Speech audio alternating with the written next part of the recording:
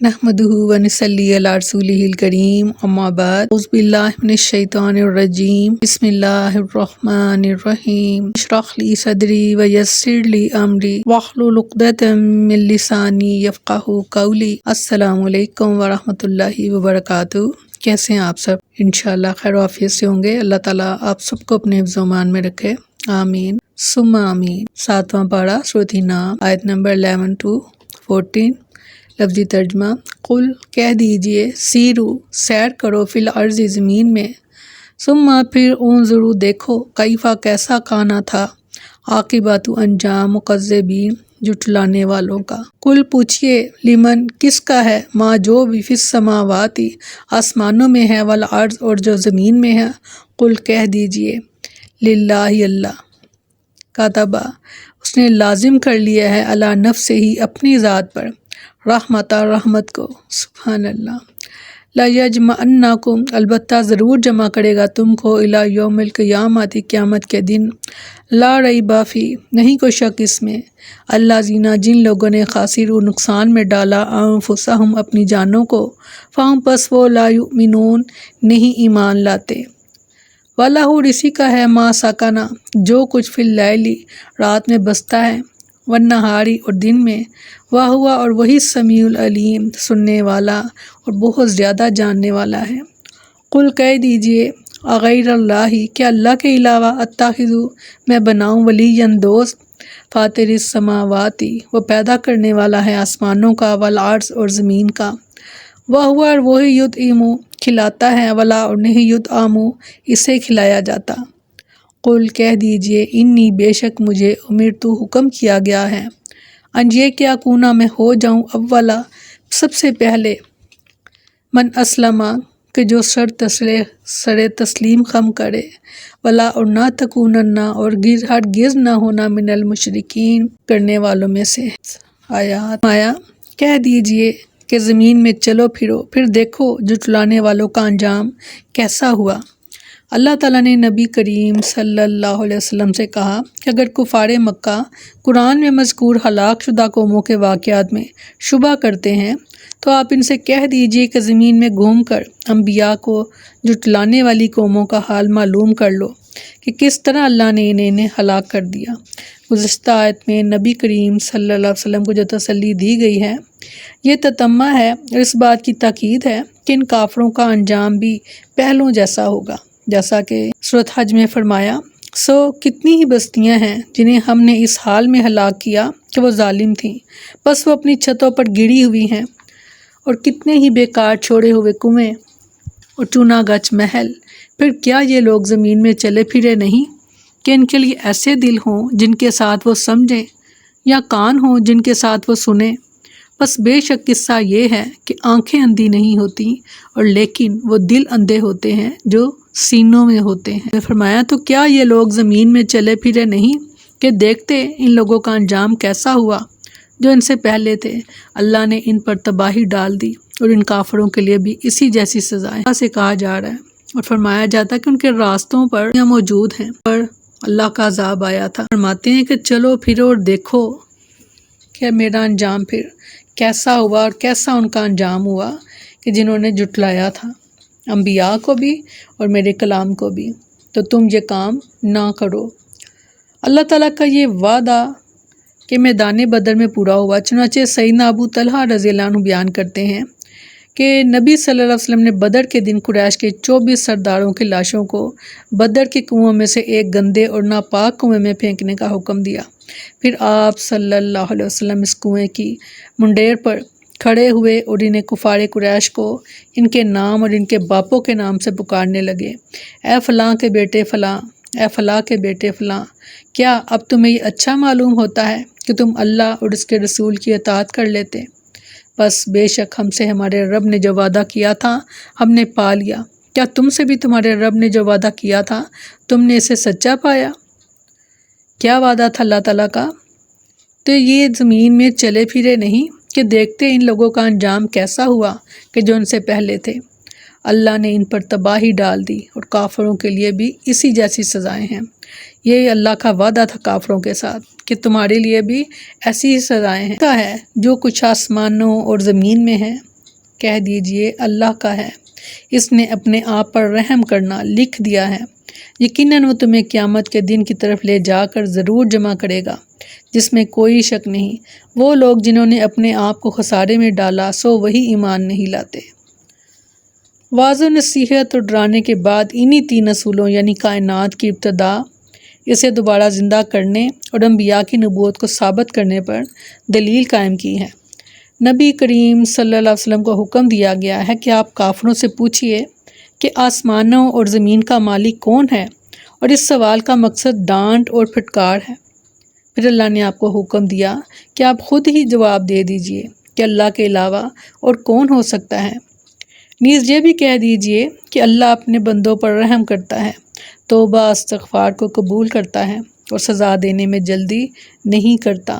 اسی صفت رحمت کا تقاضا ہے کہ اللہ انہیں دنیا میں مہلت دے گا اور انہیں بالکل ختم نہیں کرے گا، لیکن قیامت کے دن ان سب کو اکٹھا کرے گا اور ان کے کرتوتوں پر ان کا محاسبہ بھی کرے گا۔ سورۃ سبا میں فرمایا، کہہ دیجئے پکارا ان کو جنہیں تم نے اللہ کے سوا گمان کر رکھا ہے، وہ نہ آسمانوں میں ذرہ برابر کے مالک ہیں اور نہ ہی زمین میں، اور نہ ان کا ان دونوں میں کوئی حصہ ہے، اور نہ ہی ان میں سے کوئی اس کا مددگار ہے۔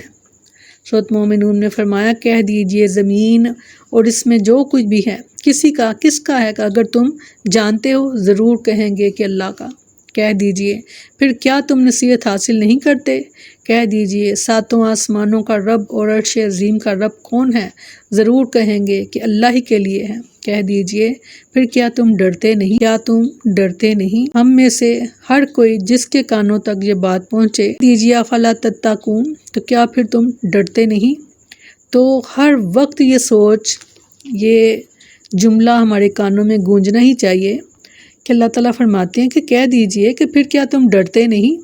کہ جب بھی کسی غلط کام کا ذہن میں خیال آئے تو اللہ تعالیٰ کا اس بات کا بھی ذہن میں ہمارے آئے کہ اللہ تعالیٰ خود فرما رہے ہیں کہ کیا تم ڈرتے نہیں؟ اللہ ہم ڈرتے ہیں، ہم تیری محبت سے بھی ڈرتے ہیں اللہ، کہ کہیں یہ محبت کو ہم حق نہ ادا کر سکے تو اللہ ہم کیا کریں گے؟ اللہ اپنے آپ سے ڈراتا ہے، اللہ تیرے خوف سے بھی ڈرتے ہیں، معاف فرما، ہمارے گناہوں کو معاف فرما۔ ذہن میں رکھا کریں بار بار اس چیز کو، کہہ دیجئے پھر کیا تم ڈرتے نہیں؟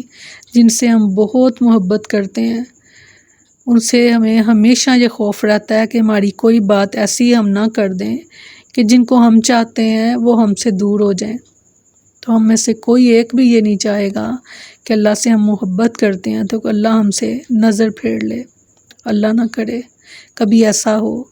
تو یہ آپس میں ایک دوسرے سے کلام بھی کیا کریں اور خود کو بھی یاد کراتے رہا کریں کہ پھر کیا تم ڈرتے نہیں؟ اعلی نفسہ الرحمہ سیدنا ابو ہریرہ رضی اللہ عنہ بیان کرتے ہیں کہ رسول اللہ صلی اللہ علیہ وسلم نے فرمایا، جب اللہ تعالیٰ نے مخلوق کو پیدا فرمایا تو اس نے اپنی کتاب لوح محفوظ میں سے لکھا جو اس کے پاس عرش کے اوپر ہے، اور اپنے متعلق بھی یہ لکھا کہ بے شک میری رحمت میرے غضب پر غالب ہے، جس کا ایک چھوٹا سا نمونہ اس کی رحمت کا یہ ہے کہ جو کافر ہیں، جو مشرک ہیں، جو سرے سے ہی انکار کرتے ہیں، اللہ ان کو صحت بھی دیتا ہے، زندگی بھی دیتا ہے، اولاد بھی دیتا ہے، مال بھی دیتا ہے، ہر طرح کی خیر ان پر اللہ تعالیٰ عطا کرتے ہیں۔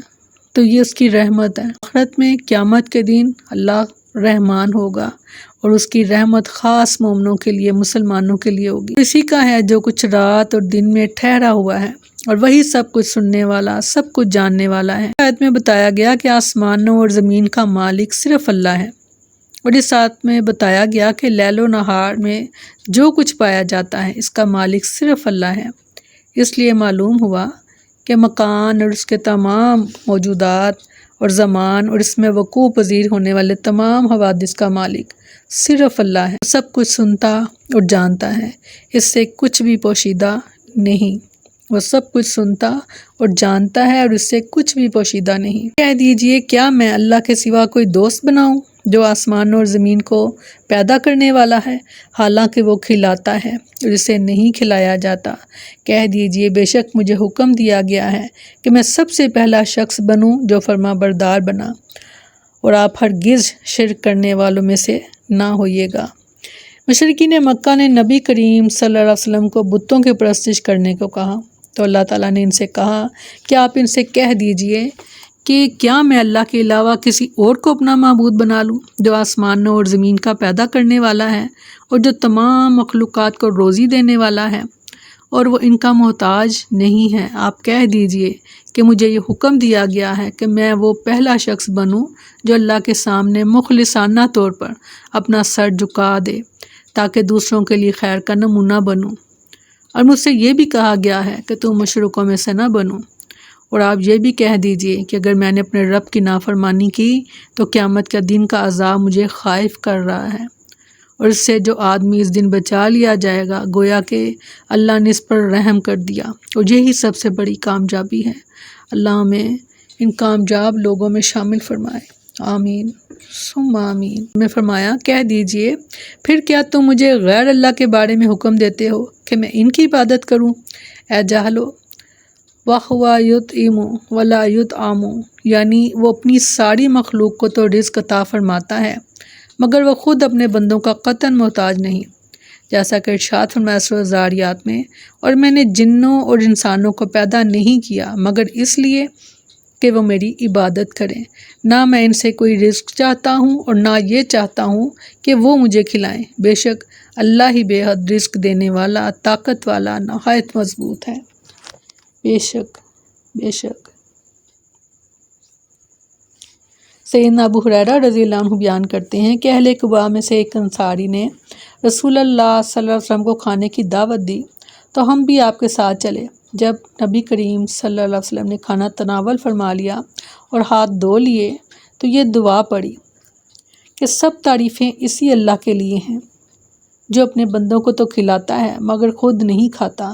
اس نے ہم پر احسان فرمایا کہ ہمیں ہدایت سے نوازا اور کھلایا اور پلایا اور ہر اچھی نعمت سے سرفراز فرمایا۔ سب تعریف اللہ ہی کے لیے ہے جس کو کبھی خیر بات نہیں کہا جا سکتا، نہ اس کا بدلہ دیا جا سکتا ہے اور نہ ہی ناشکری کی جا سکتی ہے اور نہ بے نیازی اختیار کی جا سکتی ہے۔ سب تعریف اس اللہ کے لیے ہے جس نے ہمیں کھانا کھلایا، پانی پلایا اور زیت تم کرنے کو لباس عطا فرمایا، اور ہمیں گمراہی سے نکال کر ہدایت سے نوازا، اور ہمیں اندھے پن سے محفوظ فرما کر ایمان کی بینائی سے نوازا، اور اپنی بہت سی مخلوق کے مقابلے میں ہمیں شرف و فضل سے سرفراز فرمایا۔ ہر طرح کی تعریف اللہ ہی کی ذات کے لیے ہے جو تمام جہانوں کا رب ہے۔ سبحان اللہ، کس قدر خوبصورت دعا۔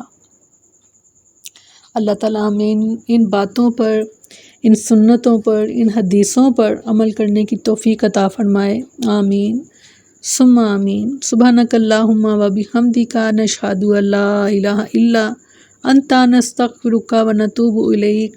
سبحان ربک رب العزت عما یصفون وسلام علی المرسلین والحمد للہ رب العالمین۔ السلام علیکم ورحمۃ اللہ وبرکاتہ۔